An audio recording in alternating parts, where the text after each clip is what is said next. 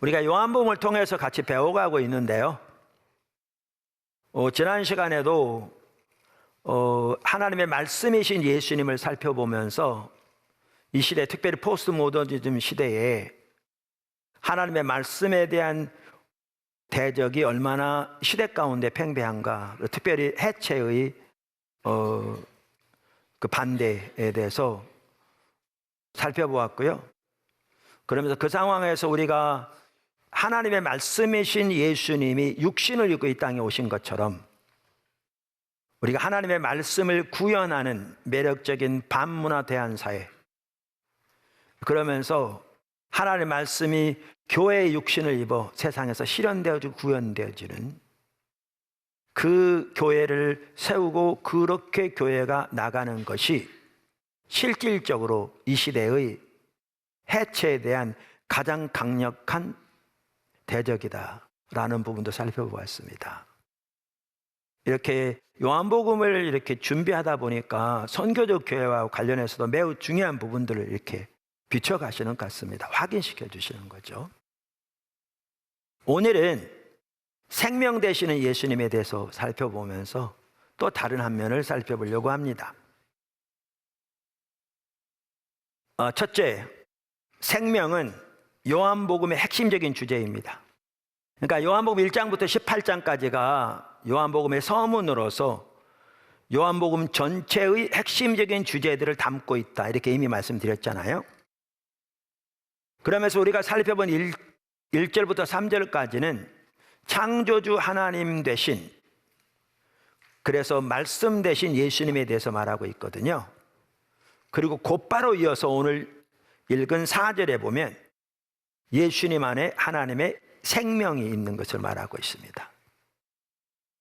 이것을 보아도 요한복음 전체의 주제 중 한 핵심이 생명인 것을 볼 수 있습니다.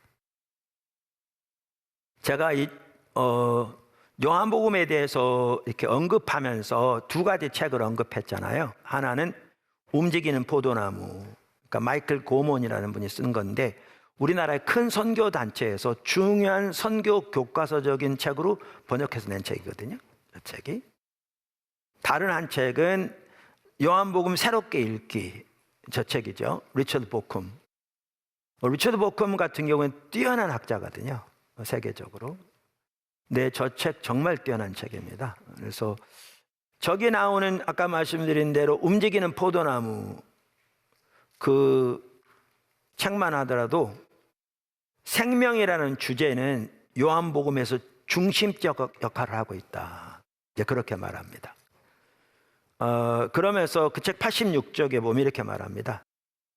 마이라 스테어에 따르면 생명은 요한복음에 있어서 가장 중요한 해석의 열쇠이자 틀이며 요한복음에서 반복되는 중심 주제다.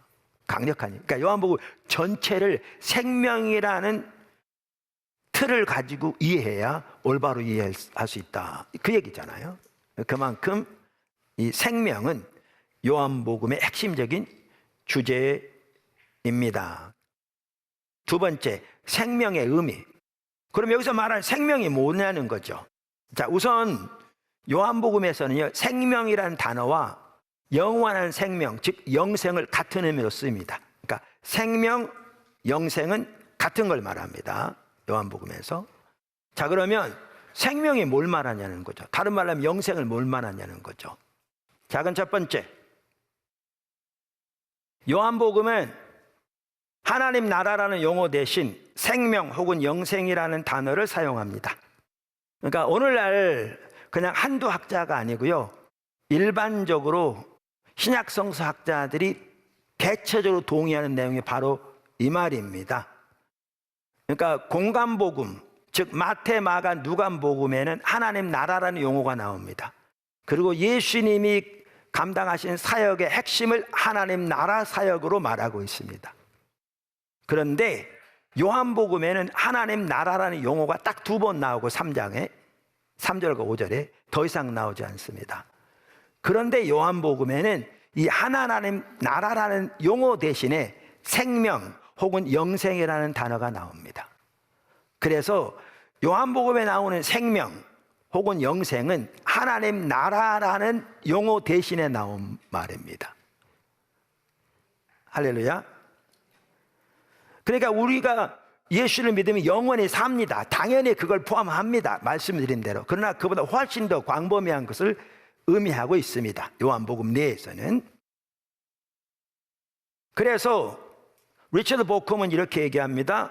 아까 요한복음 새롭게 보기 140쪽에서 요한은 영원한 생명, 가로 열고 그냥 생명이라고도 함, 가로 닫고, 이라는 말을 다른 복음서나 복음서 전통들에 나오는 하나님 나라와 같은 의미로 미묘하게 사용한다. 무슨 말인지 아시겠죠? 생명은 뭐냐? 첫째, 요한복음에서는 하나님 나라라는 말 대신에 생명 혹은 영생이라는 단어를 사용하고 있다. 그 말입니다. 이해하시죠? 자, 두 번째, 요한복음은 생명을 예수님의 십자가와 부활과 연결시키고 있습니다. 그러니까 생명, 영생 당연한데요. 그 생명은, 그 영생은 예수님의 십자가와 부활을 통해서 우리에게 주어지는 거잖아요. 그래서 당연한 말이겠지만 요한복음은 생명을 혹은 영생을 예수님의 십자가와 부활과 연결시키고 있습니다. 요한복음 전체를 보면 이게 매우 강조되어 있는데요. 한 예를 들어서 요한복음 10장만 보아도 알 수 있습니다. 그러니까 요한복음 10장에 예수님이 자신을 선한 목자로 우리를 양으로 비유하셨잖아요. 그러면서 그 비유하신 핵심적인 목적이 뭐예요? 10절 하반절, 내가 온 것은 양으로 생명을 얻게 하고 더 풍성히 얻게 하려는 것이라, 이렇게 말하고 있잖아요.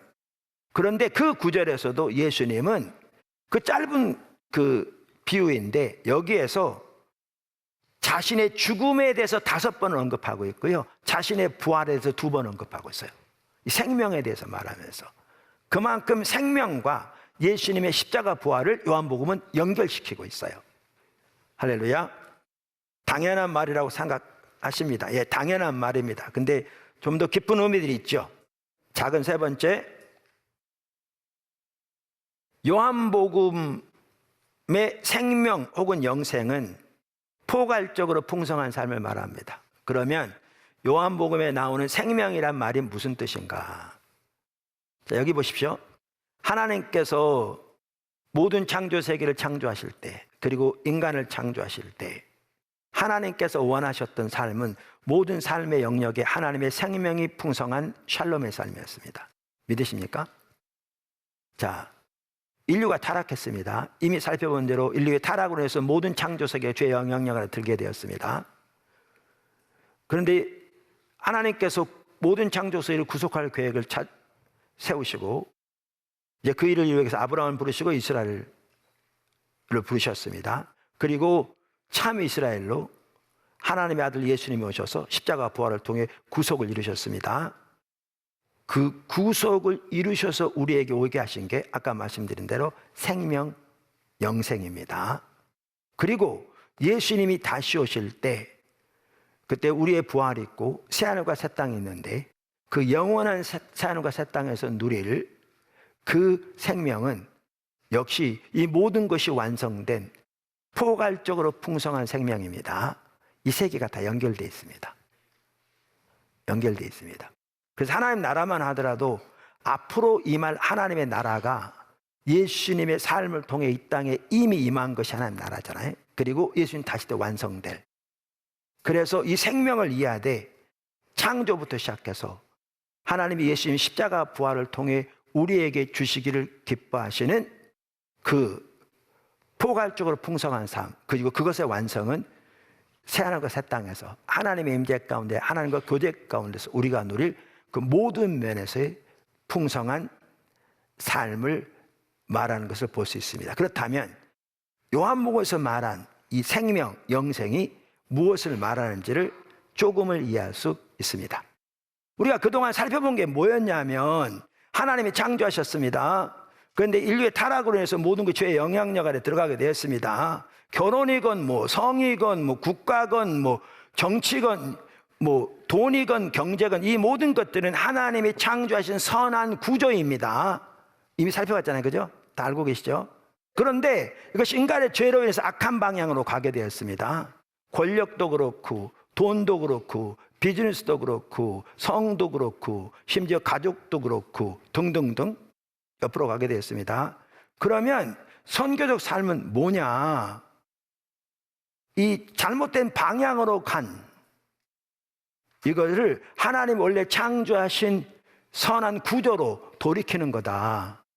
이게 우리가 살아야 선교적 삶의 방향이라고 살펴봤잖아요. 그렇죠? 근데 지금 리처드 보컴은 요한복음에 나오는 생명을 토대로 그 이상을 말하는 겁니다. 이게 아주 중요합니다. 이게 제가 오늘 세 번째 살펴보려고 하는 건데요. 이 요한복음에서 말하는 생명에서 우리가 어떤 자세를 가지고 선교적 삶을 살아야 할 것인가를 정확하게 보여주었거든요. 근데 이렇게 말합니다. 다시 한번 읽어보겠습니다. 단순히 잘못된 것을 바로잡는 것도 중요하지만 아까 설명한 대로 하지만 영생이란 단순히 바로잡음에 머무는 것이 아니다. 영생은 좋은 것이라는 것은 좋은 것이라는 좋은 것은 모조리 성취하는 것이다. 단순히 돌이키는 것이 아니라 하나님께서 예수님의 십자가 부활을 통해서 성취하신 각 방면에서의 하나님께서 의도하신 포괄적인 생명이 그곳에 임하도록 섬기는 것이 임하도록 하는 것이 영생입니다. 그것이 최종적으로 예수님이 다시 오실 때 하나님께서 새 땅에서 완전히 구현될 것이고요. 우리의 선교적 삶의 목표만 하더라도 이것이 우리의 목표가 되어야 합니다. 이 자세를 가지고 우리는 세상을 섬겨야 합니다. 이 목표를 가지고 우리는 선교적 삶이 애매한다고요. 애매한다고요. 무슨 말 좀 이해하시겠죠? 저는 이게 학자들은 다 다른데요. 하나님의 귀한 사람들을 하나님이 세우시고 학자들만 하더라도 인도하실 때 정확하게 같은 맥락에서 얘기하는 것을 보게 됩니다. 아까 제가 리처드 보컴이 말한 내용을 보았잖아요. 근데 제임스 데이비슨 헌터, 요즘 자주 인용합니다만 그분도 선교적 삶을, 우리가 말하는 선교적 삶을 신실한 현존이라고 표현하거든요. 그런데 우리가 다루고자 하는 이 말과 정확하게 표현은 다르지만 같은 맥락에서 말하고 있더라고요. 그분은 그와 관련해서 신실한 현존의 방법으로 믿음, 소망, 사랑의 방법을 제시합니다. 뭐라고요? 믿음, 소망, 사랑의 방법. 제가 읽어보겠습니다. 389쪽. 그렇다면 신실한 현존의 의무는 무엇인가? 그러니까 선교 삶의 의무는 무엇인가? 그 뜻입니다. 기독교 공동체가 분투하는 번영은 어떤 모습인가? 이런 신실한 현존이 실행되는 수단이 추구, 동일시, 희생을 통한 샬롬의 제공이라면 이게 뭐냐 하면 말씀 대신 하나님 대신 예수님이 육신의 이 땅에 오신 것처럼 이 성육신 사건에 보면 하나님이 세상을 향한 선교를 추구하시는 핵심적인 가치가 들어있는데 그것을 추구, 동일시, 희생을 통한 섬김이라고 그런 설명하고 있습니다. 매우 귀한 부분인데 앞에 자세하게 설명하는데 여기 그냥 언급만 지금 하고 있잖아요. 그걸 통해서 샬롬을 추구하는 거라는 겁니다. 모든 창조세계, 모든 사람들 가운데 그래 샬롬의 제공이라면 샬롬의 제공은 무엇으로 구성되는가? 내가 여기서 제공하는 답은 분명히 총체적이지 않다. 하지만 나는 샬롬의 구체적인 현현이, 그러니까 샬롬의 나타남이 핵심적으로 믿음, 소망, 사랑을 포함하며 또 이것들이 존재하는 곳에 기쁨도 존재한다고 제안하는 바다. 그러니까 성육신 하신 예수님이 보여주는 추구, 동일시, 희생, 그것을 통해서 샬롬을 제공하는 것이 우리의 선교적 삶인데 어떤 방식으로 이루어질 건가? 믿음, 소망, 사랑, 그리고 그것이 넘치는 곳에 거기에 기쁨도 함께 있을 것이다. 할렐루야. 자, 우선 믿음, 소망, 사랑은 기독교 핵심적인 가치입니다. 우리 다 알죠, 그거는. 언급할 필요가 없죠. 그래서 개인의 경건을 위해서도 매우 중요하고요. 공동체의 실천과 공동체 내에서 성도들 사이에서도 이건 매우 중요합니다. 제임스 데이비스 헌터도 이 중요성을 당연히 인정합니다. 인식합니다. 그런데 더 나가야 된다고 그는 주장합니다. 세상으로도 나가야 한다. 이것이. 그러면서 참 잘 표현했더라고요. 뛰어난 학자라 역시 달라요. 이 믿음, 소망, 사랑이 의미하는 바를 아주 잘 표현했다고 저는 생각해요. 제가 읽어볼게요. 그러니까 믿음은 의미의 근본적 필요에 대해서 말한다. 믿음은 뭐를 다루고 있냐면 의미의 문제를 다룬다는 거예요. 의미의 문제. 그 의미의 문제를 채우는 게 믿음이라는 거예요. 믿음. 이렇게 말합니다. 최소한 우리 자신의 의미, 우리가 하는 일의 의미, 삶의 의미에 대한 부분적 믿음이 없다면, 우리가 이런 것에 대한 믿음이 없다면 우리 어떻게 되겠어요? 올바로 살지 못하죠. 없다면 우리에게는 타인을 경멸하고 선을 조롱하며 아름답고 복된 모든 것을 무시하는 냉소주의만 남는다. 명확하게 표현하고 있죠. 그런데 이 의미의 근본적인 필요를 채워주는 것이 믿음이라는 겁니다. 믿음이라는 겁니다. 그 다음에 소망은 목적에 대한 근본적 필요에 답한다는 거죠. 목적. 그래서 자기를 초월하고 자기 이해를 넘어 삶을 이끄는 이상에 헌신되지 않는다면 우리에게는 기쁨이 없고 피로에 무관심하며 절망만 남는다. 그렇죠? 사람들에게 얘기 없이는 이렇게 될 수밖에 없어요. 또한 소망은 상상력을 자극하고 인간적 가능성의 지평을 확장하는 아름다움과 사랑스러움의 이미지이기 때문에 아름다움과 밀접히 연결되어 있다.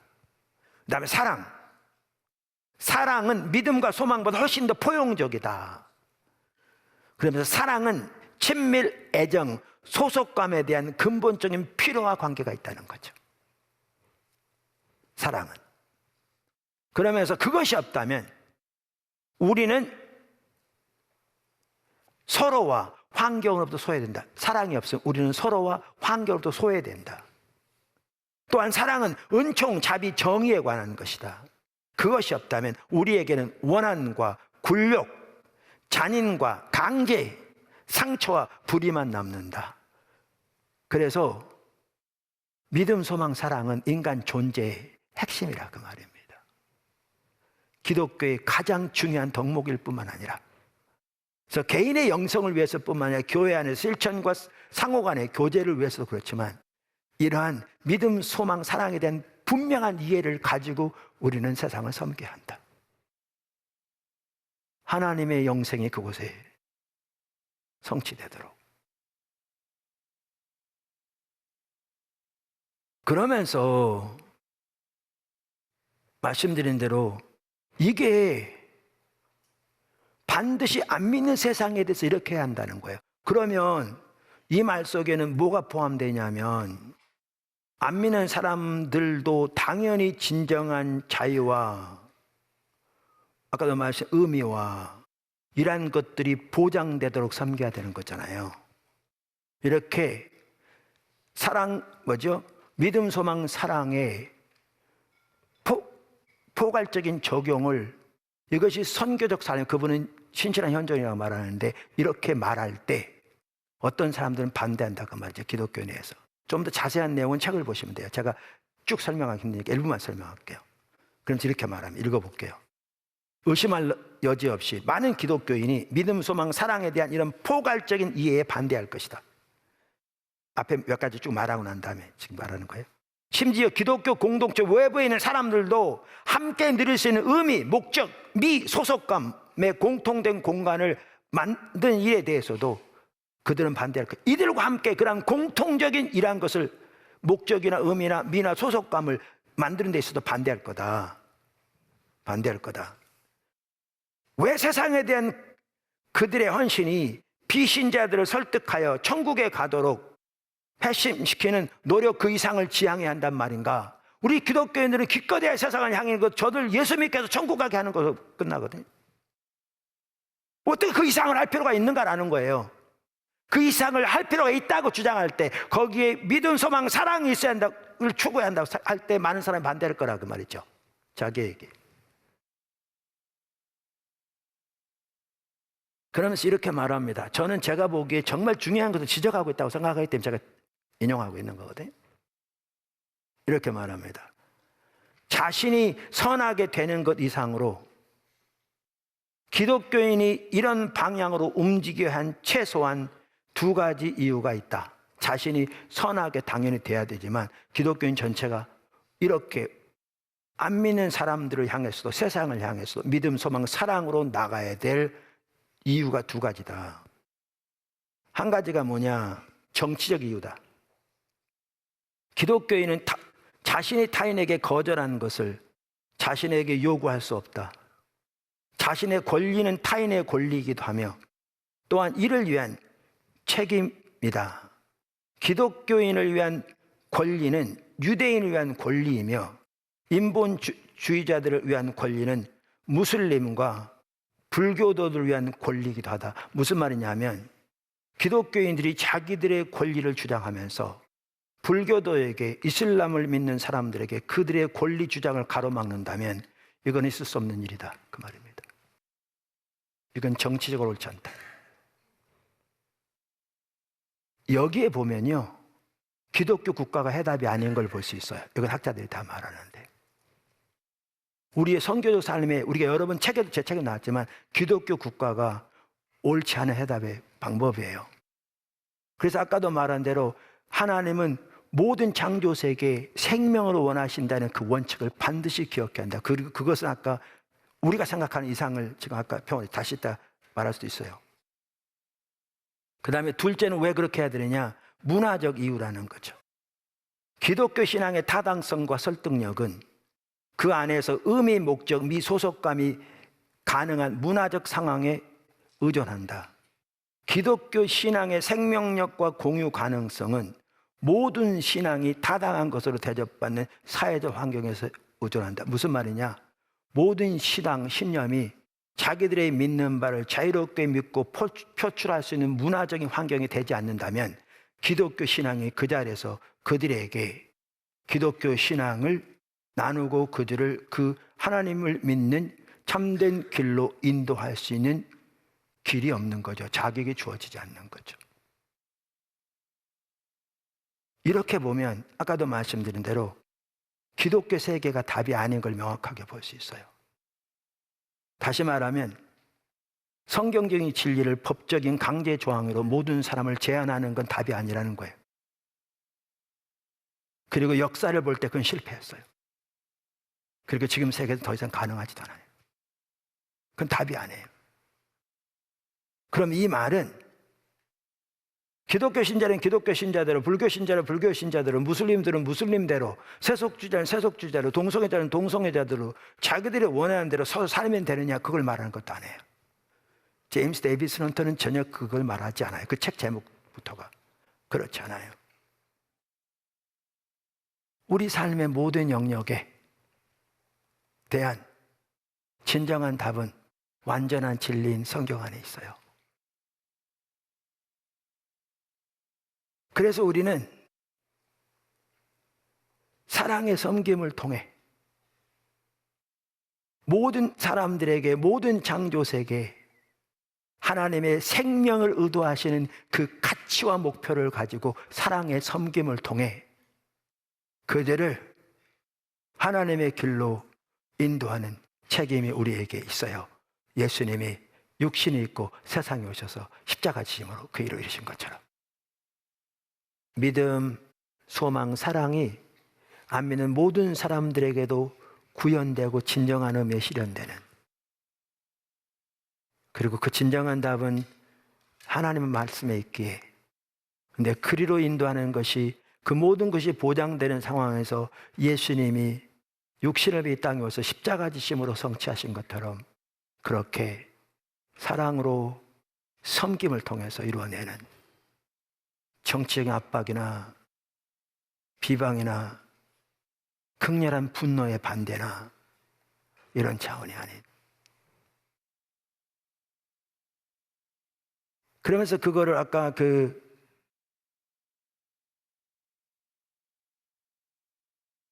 리처드 보쿰은 그렇게 말했잖아요. 영생이란 단순히 바로 잡음에 머무는 것이 아니다. 영생은 좋은 것이란 좋은 것은 모조리 성취하는 것이다. 그 목표를 향해 그러한 자세로 세상을 섬기는, 그게 우리가 해야 할 일입니다. 어렵죠. 근데 그게 성경적이고요. 그게 하나님이 의도하신 삶이고요. 우리는 그것을 예수님이 생명이라는, 예수님 안에 생명이 있다는 그 요한복음의 가르침에서 그걸 볼 수가 있습니다. 하나님께서 우리를 정확하게 올바로 인도하고 계신다고 믿습니다.